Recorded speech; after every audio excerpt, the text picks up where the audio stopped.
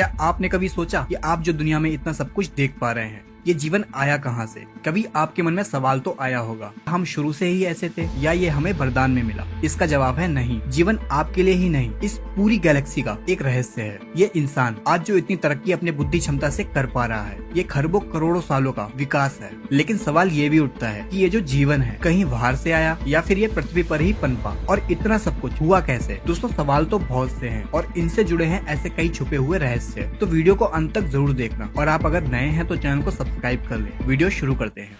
Life इस दुनिया की ऐसी उपलब्धि है जो दुनिया के हर एक कोने में है। पृथ्वी पर हर एक जगह फल और फूल रही है। आज इन सभी प्राणियों में से हम यानी मनुष्य बहुत बुद्धिमान है। ये इससे पता चलता है कि जब इस समय कोई भी प्राणी जो अभी भोजन के लिए संघर्ष कर रहा होगा, वहीं हम इंसान आज मंगल पर रहने का सपना देख रहे हैं। वैज्ञानिकों का मानना है कि पृथ्वी पर जीवन की शुरुआत होना महज एक घटना थी जो कि 4 अरब साल पहले घटी थी। हमने इतने सालों में इतना विकास कैसे किया, चलिए आपको समझाते हैं। इंसान जो आज इतने आविष्कार कर रहा है, आज हमारे पास सब कुछ है। हम आसान भाषा में कहें तो इस पृथ्वी पर इंसान आज सबसे ताकतवर जीव है दोस्तों। लेकिन हमारे जीवन का विकास काफी रोमांच और कठिनाइयों से भरा रहा है। आज इस वीडियो में हम आपको वक्त में पीछे लेके जाएंगे, जब ये दुनिया महज एक आग का गोला था, और कैसे जीवन की शुरुआत से लेकर हम अब तक इतने बुद्धिमान जीव बन पाए। तो आपके सवालों का जवाब खोजने चलते हैं वक्त में पीछे। अभी से करीब 4 अरब साल पहले पृथ्वी बस आग का एक गोला था। हर जगह बस गर्म लावा था। चारों तरफ गैस और मिट्टी के बादलों ने पृथ्वी को चारों ओर से ढक रखा था। इसे ऐसे देखकर ऐसा लग तो नहीं रहा था कि यहाँ कभी आगे जाकर इतने विकसित जीव होंगे। वैज्ञानिकों के द्वारा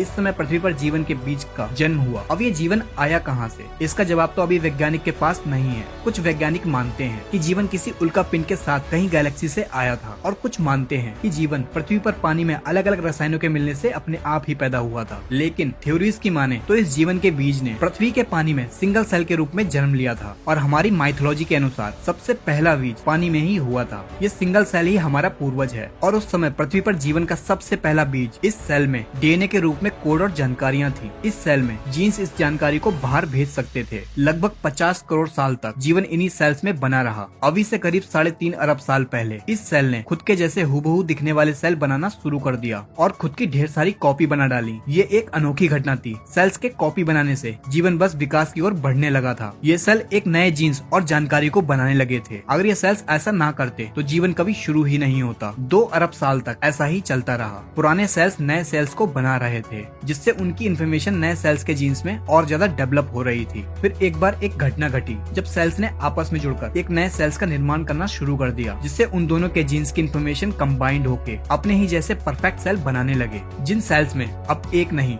2 तरह के जीन्स की इन्फॉर्मेशन थी। इसके बाद ऐसा ही होता रहा। इन सेल्स में म्यूटेशंस होने लगे, जिससे मल्टी सेलुलर ऑर्गन्स पनपने लगा। जीवन धीरे धीरे डेवलप होता गया। जीन्स इन्फॉर्मेशन ट्रांसफर से ये और भी ज्यादा विकसित होते गए, जिस वजह से पानी में नए प्रकार के जंतु बन गए, जिनमें से एक प्रजाति के जीव हमारे पूर्वज थे। पानी में बस 3 इंच लंबे वाटर वॉर्म्स, जो कि अभी पूरी तरह से अंधे हैं, और इन्हें प्रकाश को देखने की जरूरत अभी तक नहीं लगी, जिस वजह से प्रकृति ने इन्हें देखने के लिए आंखें नहीं दी। लेकिन अब समय आ चुका था अपने आप को खतरे से बचाने के लिए इन्हें आंखों को विकसित करना है। ऐसा करने में इन्हें 2 करोड़ साल का समय लगा, जिससे ऐसे सेल्स बन पाए जिससे ये प्रकाश को देख पाए। अब ये पहली बार ये रंगीन दुनिया को देख पा रहे थे, क्योंकि अब हमारे पूर्वजों की आंखें बन चुकी थी। अब इन्हें जरूरत थी ये जो भी देख रहे हैं इस इंफॉर्मेशन को स्टोर करने के लिए एक दिमाग, जो इनके ठीक आंखों के पीछे एक छोटा सा दिमाग विकसित होता गया। अब हमारे पूर्वज एवोल्यूशन के जरिए वर्म न रहकर एक मछली के आकार में आ गए। हमारा दिमाग अब छोटे छोटे डिसीजन और इन्फॉर्मेशन को प्रोसेस करने लगा। लेकिन जैसा हमने बताया, सेल्स के म्यूटेशन की वजह से कई तरह की प्रजातियां विकसित हो गई थी, जिनमें से कुछ खतरनाक भी थी। ऐसे ही खतरनाक प्रजातियां अब शिकार करने लगी थी। अब हमें जिंदा रहने के लिए इन खतरनाक जीवों से बचना होगा। हमने विकसित होकर अपनी चमड़ी को बहुत कठोर कर लिया, जिससे हम सरवाइव कर सके। लेकिन शिकारी भी विकसित हो रहे थे। उनसे बचने के लिए हमने उथले पानी में रहना शुरू कर दिया। लेकिन उथले पानी में ऑक्सीजन की मात्रा कम थी। हमने अपने आप को बचाने के लिए अभी से करीब 375 मिलियन साल पहले हमने कुछ ऐसा किया जो कि किसी भी जीव ने नहीं किया था। हमने ऑक्सीजन की कमी के चलते अपना मुंह पानी से बाहर निकाला। अब जो हवा ले रहे थे, हमारे शरीर में एक नए ऑर्गन यानी फेफड़ों का विकास हुआ। अब हम पानी और जमीन दोनों पर ही रहने लगे थे। अब हम हवा और पानी दोनों में ही सांस ले सकते थे। अभी से 365 मिलियन साल पहले हमने जमीन पर एक नई दुनिया देखी। ये वो अनोखा समय था जब हमने पानी को छोड़कर जमीन को चुना था। यहाँ हमारे लिए खाना भी था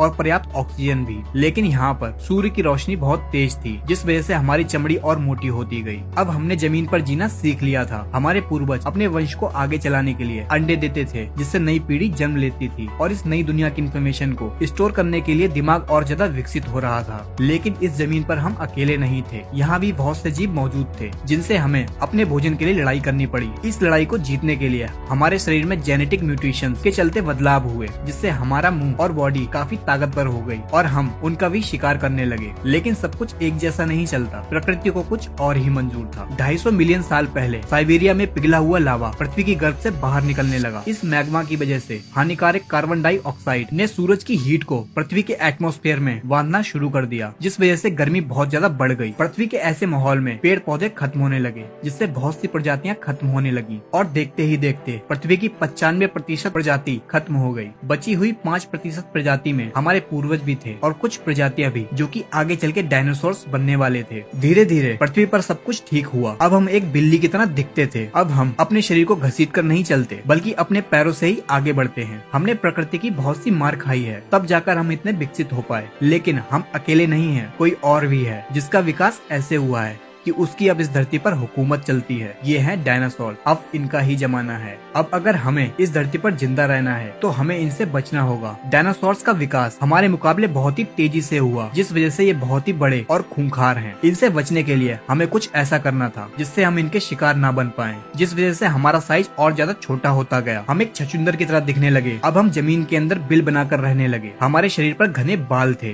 तो जब भी हमें सर्दी लगती तो हमारे बाल खड़े हो जाते, जिससे हवा हमारे बाल में ही कैद हो जाती, जो इंसुलेशन का काम करती थी और हमें ठंड से बचाती थी। आपने ये देखा होगा कि ठंड लगने पर हमारे रोंगटे आज भी खड़े हो जाते हैं, हालांकि अब हमें जरूरत नहीं पड़ती। इसी वजह से आज हमारी बॉडी में बाल कम होते जा रहे हैं। खैर, उस टाइम पे हमें काफी चौकन्ना रहना पड़ता था। उनके देखने से पहले हमें रिएक्ट करने की जरूरत थी, जिस वजह से हमारी इंद्रियां और ज्यादा तेज होती गयी। हमारे देखने, सुनने, सूंघने और महसूस करने की क्षमता बहुत ज्यादा बढ़ गई थी। हमारा दिमाग भी और ज्यादा बढ़ रहा था, क्योंकि हमें जल्दी फैसले लेने की जरूरत थी। दोस्तों, हम इंसानों के लिए अगर बीते समय में कुछ भी अच्छा हुआ है तो वो है डायनासोर। उन्हीं की वजह से आज हमारे पास एक तेज दिमाग और पावरफुल सेंसेस हैं। इससे पहले हमारे पूर्वज अंडे दिया करते थे, लेकिन समय के चलते इन्होंने एक जिंदा बच्चे को जन्म देना शुरू कर दिया। अब बच्चों का विकास शरीर के बाहर नहीं बल्कि शरीर के अंदर कोख में होने लगा, और इन बच्चों को भोजन देने के लिए हमारे फीड ग्लैंड विकसित होकर मेमोरी ग्लैंड में बदल गयी, जिससे हम इस काबिल हो गए कि हम अपने बच्चों को दूध पिलाकर उन्हें पाल सकें, जिस वजह से हम सरवाइव कर पाए। ये सिंगल सेल से इंसान बनने के सफर में हमारे लिए बहुत बड़ी उपलब्धि थी। इस छोटे से जीव से लगभग 4000 प्रजातियां विकसित हुई, एक छोटे से चूहे से लेकर एक बड़ी वेल तक और हम इंसानों तक। यहाँ से मैमल्स का जमाना शुरू हुआ, लेकिन अभी भी पृथ्वी पर डायनासोर्स का ही राज था। फिर एक घटना हुई। अभी से 65 मिलियन साल पहले पृथ्वी पर एक माउंट एवरेस्ट के साइज की चट्टान गैलेक्सी से आई और मैक्सिको की खाड़ी में जा टकराई। उस एस्टेरॉइड्स के टकराने से पृथ्वी पर एक महाविनाश हुआ। धूल के बादलों ने पृथ्वी को पूरी तरह से घेर लिया और जगह जगह पर ज्वालामुखी फटने लगे और बहुत ही खतरनाक भूकंप आने लगे। तापमान बढ़ने की वजह से डायनासोर जल के राख हो गए। ये समय इतना भयानक था कि हमारे पास एक ही चारा था, धरती में बिल बनाएं और खुद को बचाएं। सौभाग्य से हम इन सब में पहले ही माहिर थे और हमने ऐसा ही किया। पृथ्वी पर सारी बड़ी प्रजातियां खत्म हो चुकी थी, बस अब छोटे छोटे जीव ही बचे थे, जिसमें से हम एक थे। लेकिन नेचर का एक नियम है, न्यू क्रिएशन, और कोई भी न्यू क्रिएशन से पहले पुराने निर्माण को खत्म होना होता है। इस महाप्रलय ने हमें इवॉल्व होने का मौका दिया। इस प्रलय में छोटे छोटे कीड़े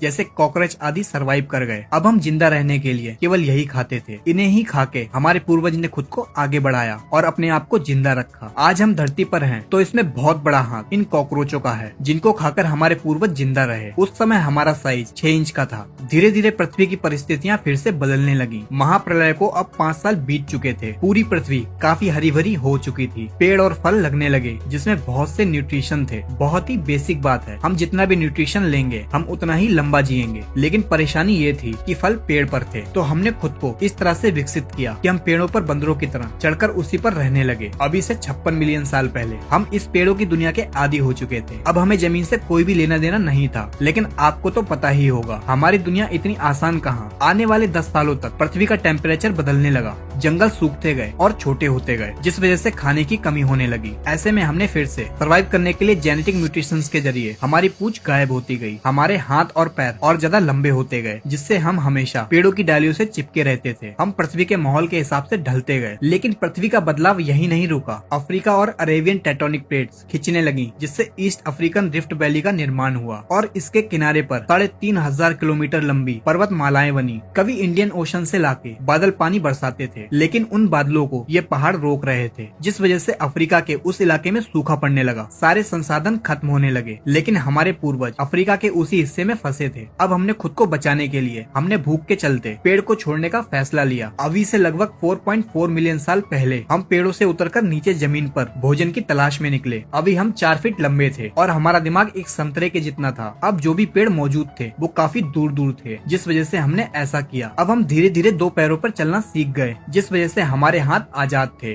जिससे हम नीचे खड़े होकर पेड़ से फल तोड़ लेते थे, जिस वजह से हमारी ऊर्जा इस्तेमाल नहीं हो रही थी। आने वाले 1.2 मिलियन सालों तक हमारा क्रमिक विकास होता रहा और हमारा शरीर इस तरह से विकसित हुआ कि हम 2 पैरों पर और तेज भागने लगे और हम आसानी से खाना पानी खोजने लगे। लेकिन 2 पैरों पर चलने की वजह से बच्चे पैदा करने में कठिनाई आने लगी, जिससे पूरी तरह से विकसित बच्चे को जन्म देना आसान नहीं था। फिर सेल्स म्यूटेशंस के चलते हमने ऐसे बच्चे को जन्म देना शुरू किया जो समय से पहले ही पैदा हो जाते थे। माँ की कोख में बच्चे का जो भी जरूरी विकास होना होता और बचा हुआ विकास जन्म के बाद होता। आपने देखा ही होगा, हम इंसान एक ऐसी प्रजाति हैं जिनके बच्चे जन्म लेने के बाद भी कमजोर होते हैं, जिनको अपने पैरों पे चलने में महीनों लग जाते हैं और माँ को अपने बच्चों को सालों तक दूध पिलाकर पालना पड़ता है। लेकिन आप देखेंगे तो जानवरों में ऐसा नहीं होता, उनका बच्चा जन्म लेते ही चलने लगता है। अभी से 3.2 मिलियन साल पहले हम अपने 2 पैरों पे ही चलते थे, लेकिन हमें जंगली जानवरों से बहुत ज्यादा खतरा था और हम जंगली जानवरों से तेज भी नहीं भाग सकते थे। लेकिन हम अपनी बुद्धि के दम पर उनसे बच तो सकते ही थे। हम लगातार बुद्धि का इस्तेमाल करके लगातार बचते रहे और समय के साथ हमारा दिमाग और ज्यादा बड़ा होता गया। अभी से 2.3 मिलियन साल पहले हमारा दिमाग पहले से 2 गुना हो गया था और पहले हम होमो हैबिलिस थे, जिन्हें हैंडीमैन भी कहा जाता था, क्योंकि इन्होंने ही सबसे पहले पत्थर के हथियार बनाए थे, जिनका उपयोग हम अपने शिकार करने के लिए करते थे। ऐसा हमने अपनी दिमागी क्षमता से ही किया था। ये तो बस एक शुरुआत थी, अभी तो हमारे द्वारा बहुत कुछ बनाया जाना बाकी था। समय के साथ इन पत्थर के हथियारों को इस्तेमाल करते गए, उतना ही पत्थर को पकड़ने के लिए हमारा अंगूठा विकसित होता गया, जिससे हमारी पकड़ मजबूत हो जाए। और आज भी जीवन में अंगूठे का बहुत उपयोग है। अब बिना अंगूठे के कोई भी काम नहीं कर सकते, मानो हम अधूरे ही हैं। क्रमिक विकास चलता रहा और आज से 1.8 मिलियन साल पहले हम होमो इरेक्टर बने। अब हम हंटर बन चुके थे। हम खुद ही शिकार करते थे। हम साथ मिलकर शिकार करते हैं और साथ मिलकर ही खाते हैं। फिर एक दिन आसमान में बिजली की वजह से जंगल में आग लगी, जिसमें कई जीव मारे गए, लेकिन ये आग हमें ठंड से बचा रही थी। और जो जीव आग में जल के मरे थे, हमने पहली बार पका हुआ मांस खाया, जो कि हमें बड़ा ही अच्छा लगा, जो कि पचाने में भी आसान था और चबाने में भी। हमने आग को जलाना सीखा। ये खोज हमारी दुनिया को बदलने वाली थी, क्योंकि प्रकृति की शक्ति अब हमारे पास थी। आग हमें दूसरे जानवरों से सुरक्षित रखती थी और हमें ठंड से भी बचाती थी। और सबसे खास, हम पका हुआ मांस खाने लगे, जिससे हमें ना तो पचाने में ऊर्जा लगानी पड़ती और ना ही चबाने में। ये सारी शरीर की ऊर्जा अब हमारे दिमाग को और ज्यादा बड़ा और होशियार बना रही थी। लेकिन अभी भी हम एक दूसरे से कम्युनिकेट नहीं कर पा रहे थे,